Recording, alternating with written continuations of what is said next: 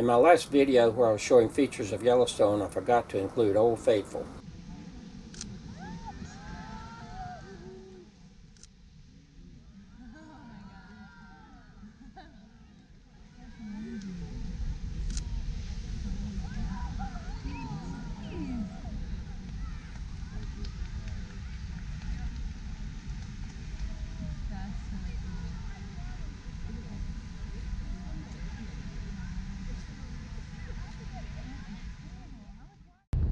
This is the drive into Yellowstone. It was May 27th of 19, and I wanted to show the snow on the side of the road.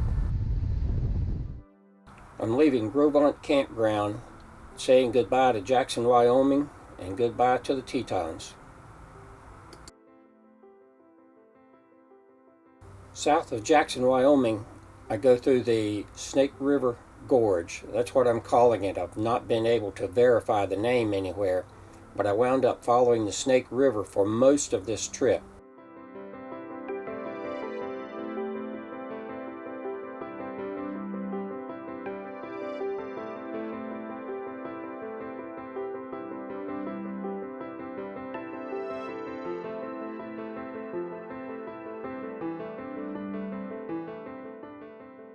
Leaving the Snake River Gorge, I continue to follow along the Snake River as we get into a more open valley. It's been dammed up into the Palisades Reservoir. We'll be passing the dam, and that leads into a beautiful valley.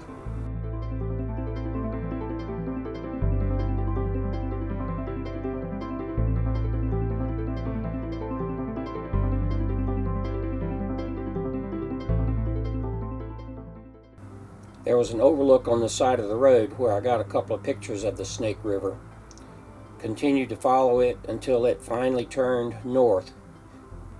I continued driving through farmland until I reached my destination in Idaho Falls.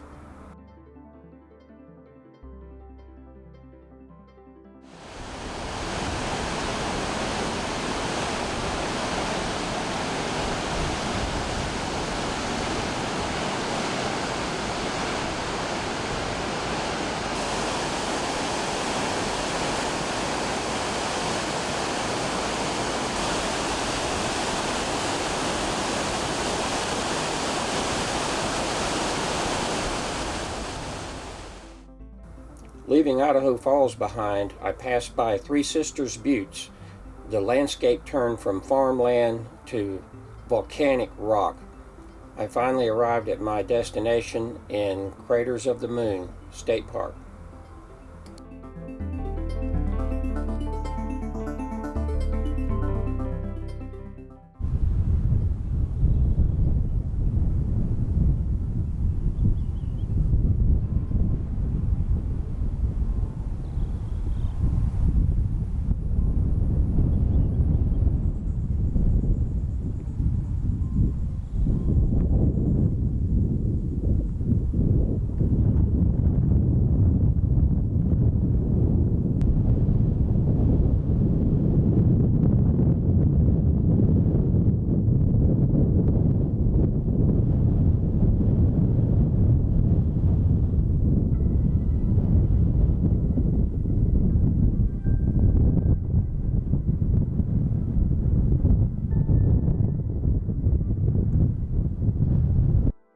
These are called splatter cones.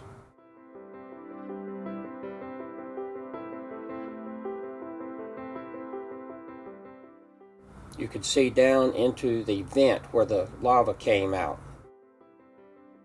This is another vent on the second cone, and a path leading up to another volcano. This is a lava field.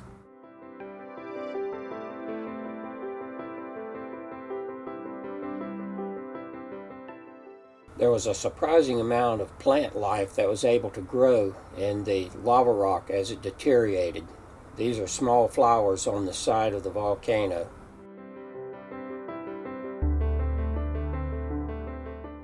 Leaving Craters of the Moon, I continued to drive through large areas of volcanic rock and ash.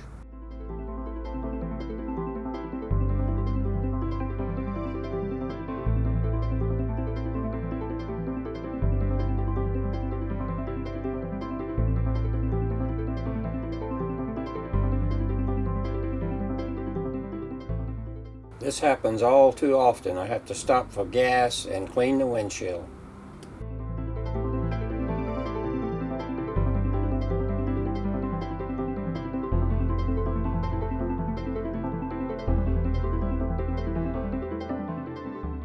I passed through several small towns on my way to City of Rocks, this one advertising haunted houses.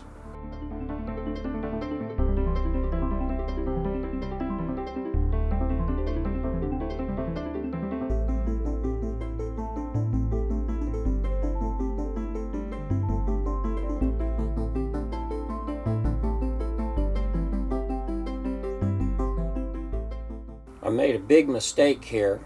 I didn't plan properly and had the wrong campground plugged in. Instead of going straight on this dirt road, I should have turned left on the paved road to go to the campground that was RV friendly. This dirt road continues for 4 miles, and I finally wound up on a dead end where I had to do a 5-point turn after taking the car off and reconnect the car and come back out 4 miles of dirt road, bone-jarring, washboarded dirt road.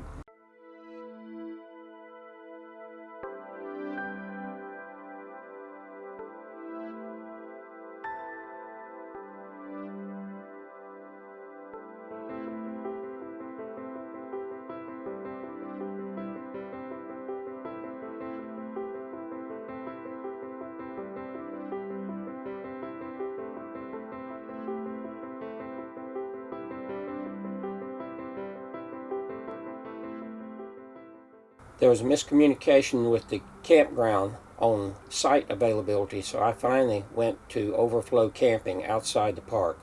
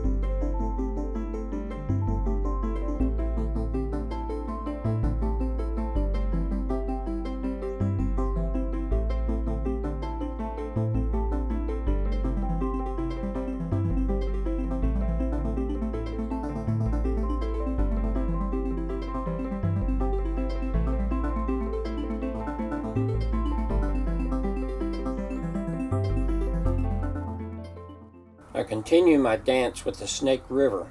I crossed this bridge, stopped, took a picture on the other side, and then continued on to Shoshone Falls.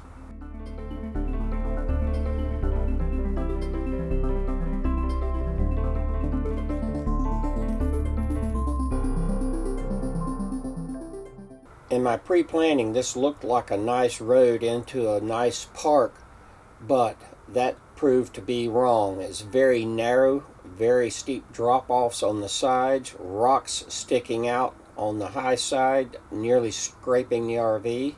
I had several very sharp turns. If I had met another RV coming out, I would have had to stop, disconnect the car, back up, or do something. It was scary, to say the least.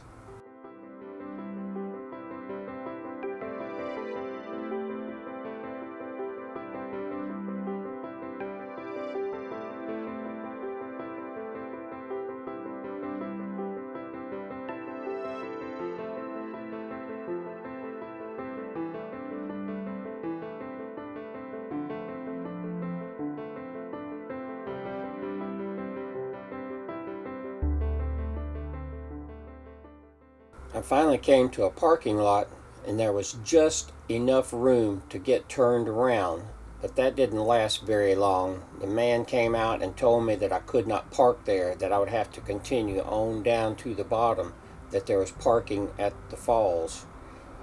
The drive down the mountainside was even more scary than the first section I came down.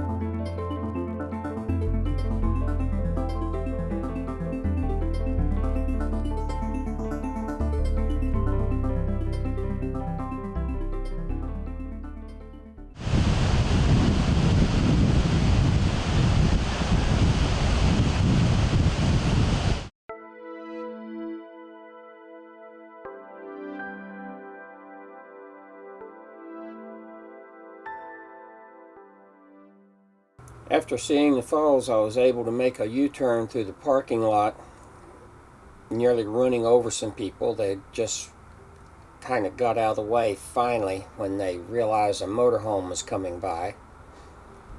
Then I got to make the drive back up the narrow road to the top of the cliff and out back to the highway.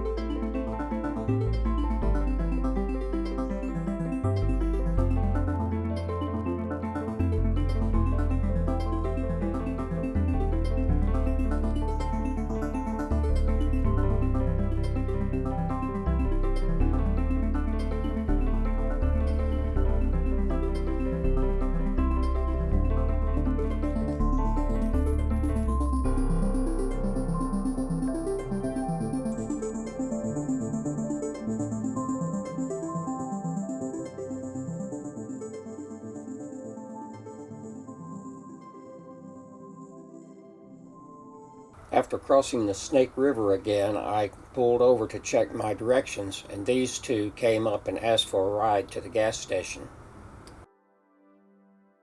That gave me a good excuse to stop, top off with gas, wash the window, and be on my way.